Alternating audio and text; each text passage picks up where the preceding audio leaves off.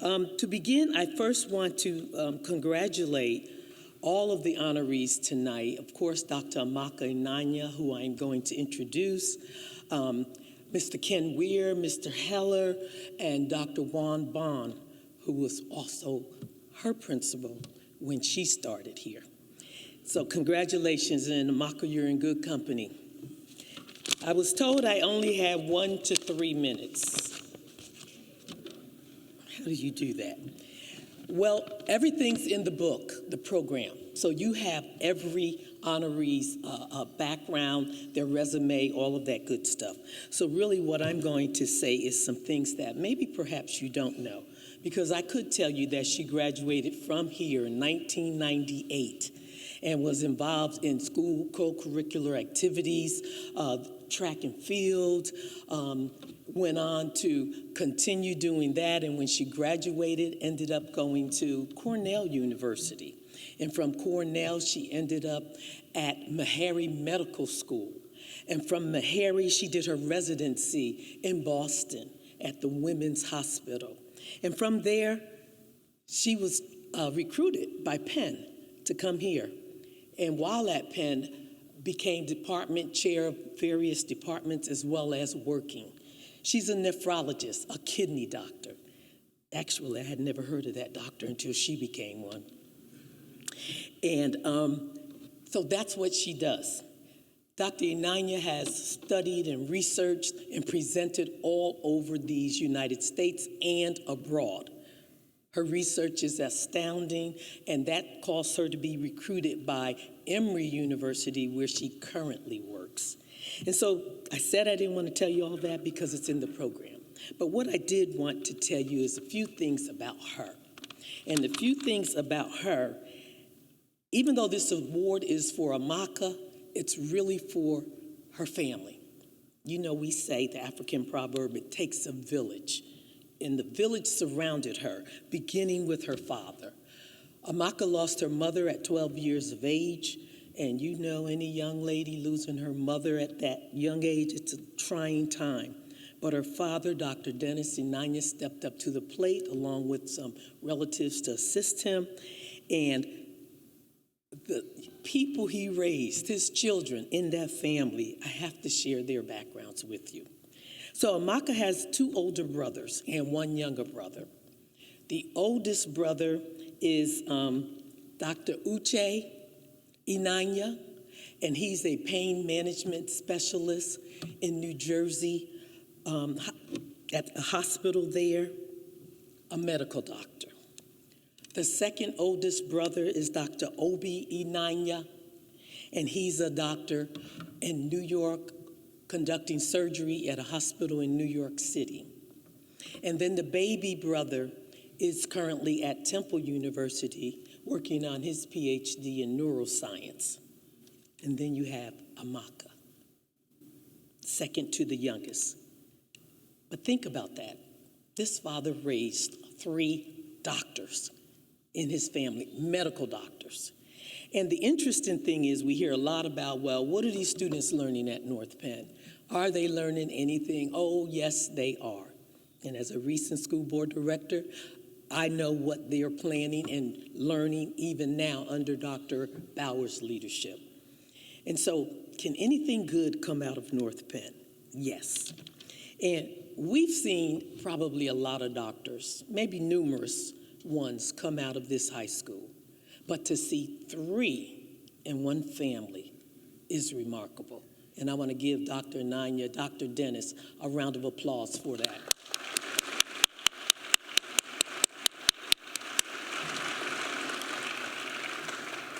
And so as I conclude and talk about Amaka, you know, it's like, well, what do her friends say about her? And she has a very good friend in the audience right now, her girlfriend, Katrina, who flew up here from Jacksonville, Florida, to support her. She also has another friend, a young man, David, who's here to support her. And she has my daughter, who is also her good friend, who flew up from Atlanta but had to work in Maryland and is on the train as we speak. trying to get here to support Amaka. And so those friends say, well, of course, Amaka is very knowledgeable, very smart as heck, always able to speak on any topic. She gives the best medical recommendations and will refer you to other doctors when you call her trying to get free advice. They say she is silly. She's fun and sweet, approachable, kind, and compassionate, puts her whole self into whatever it is she does. They also say she is talkative, inquisitive, and assertive. And they said so much more that lends to her being a great friend they love to travel with. And they love to travel with her because she likes to eat too. And if you can recall, a couple of years ago, maybe 5 or 6, 7 years ago, a doll came out and it was called Doc McStuffin. Do you remember that, anybody? Okay, well, when she became a doctor, she became my Doc McStuffin. And so I am proud and honored that she would have me to introduce her. Her family is here, and we're happy to have them present, as well as all of you. And so I'm going to ask that you join me in welcoming my Doc McStuffin, Dr. Amaka Eneanya.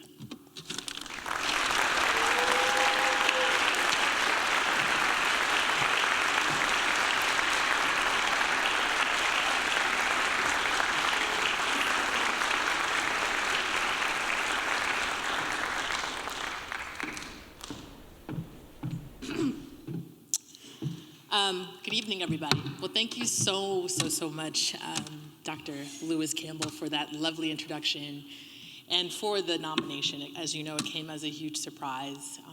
And so,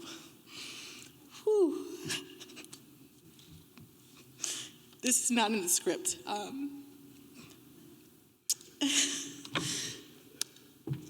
I'm deeply appreciative towards what I lovingly call Miss Wanda, Mama Wanda, because she, over the years, has believed deeply in me and has supported me along the way. And so for that, I'm incredibly grateful. I also want to thank my family and friends, many of who came from out of town, as Miss Wanda said, my brother's nieces and my nephew, my best friend Katrina, and my boyfriend David. I also want to thank God, for without him I would not be here, and I would not have done any of the things that I do or continue to do. And so the theme for today, for my acceptance speech, is belief. And having that belief in yourself and having others believe in you is really what pushes you through. I know it sounds cliche, but there's that has kept me going through multiple challenges.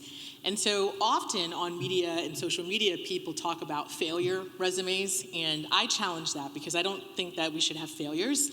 That's a mindset. And so with every decision that you make, good or bad, you're going to learn from that. And so you can't call that a failure because you're learning from it. So I prefer to share what I'll call the challenge resume. And I had many challenges in my life that I feel like I was able to overcome, some of them occurring right here in Lansdale.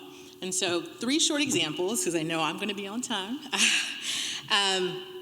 But the first example is, as Ms. Wanda already stated, that my mother passed away when I was 12. It was very sudden. She passed away from complications of having my last brother. So at the time, I was 12. My brothers were 14, 10, and 10 days old. And so I had to, as the female growing up in a Nigerian background, the female is expected to kind of step up and do a lot of the domestic activities and care for others. And so having that put on my shoulders at that time was hard, but it also helped me to create a system of organization and focus, right? So I could excel in athletics, excel in my academics, and take care of my family. And so what also drove me was to honor my mother. I think that it could have gone many different ways, right? To have a 12-year-old lose their mother, single father who was doing his medical training. He's also a nephrologist. I call him the doctor, the original Dr. Eneanya. And so it was, quite a burden for him as well. And so that was the first lesson, and that lesson is tenacity, determination in the context of support from my family, my extended family, friends is really what kept me going for that lesson. The second lesson had to do with my experience playing basketball. And so just based off of my height alone, as if I'm 5'10", I thought I was going to be like a D1 basketball player, and I wasn't. So I couldn't dribble, I couldn't shoot, and it was really Coach Jim Crawford, and I was hoping he would come tonight, but he's who was the basketball coach in junior high school, and he told me, right? He was very frank, he didn't put me on the bench, he would put me in, but he said, the skills could use some work, but guess what? Your vertical is amazing. You can jump so high. You can jump higher than most of the women on this court. So I want you to try out for the track and field team, which I did. Subsequently was able to make the team, and as you read in the bio, we were state champs 97, and I was a captain in 98, or co-captain in 98, and so was proud to have that honor. And I guess the lesson that I took from that is, if someone sees something that you don't even see in yourself, be open to that, be open to pivoting. Don't get so stuck on the outcome, right, that you close yourself off to greatness. I continued track and field my first year of Cornell, and have been staying active since then. And so that's a big part of my mindfulness, and is to stay fit, and that started with track and field here. The last example that I'll bring up is a challenge that I had when I was in college. And so I went to Cornell University and I applied for medical school. I applied to 21 schools. I got one interview. And that was my father's alma mater, University of Missouri, Columbia. Long story short, I didn't get in, and it was devastating. It was absolutely devastating to have all my pre-med friends, get multiple acceptances, and here I was at the beginning of my senior year, wondering where my life was going to take me. And so per the advice of my advisor, my father, and a few others, I decided to do 2 years of research, and I ended up being fortunate to get a job at Harvard University, where I made a lot of friends, a lot of connections.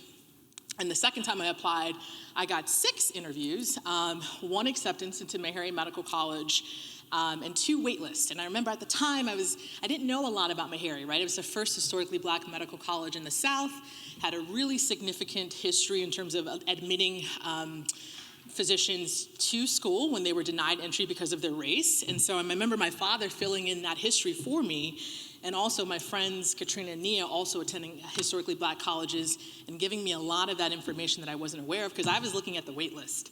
And so my father was like, don't ever, hinge your opportunity on a maybe. You have this yes, you should accept this. And actually the exact words that you said, Dad, were, don't ever rule yourself out before you are ruled out. And that was, to me, the best piece of advice that I could ever get. And so,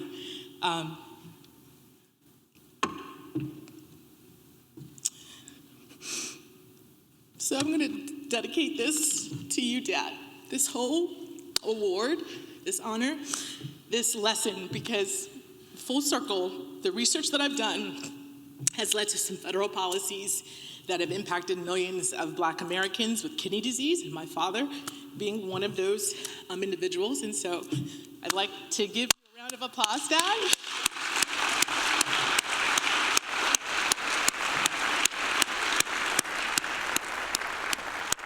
all goes back to you. And so that's my message for tonight, is just to believe in yourself, and you can make anything happen. So thank you.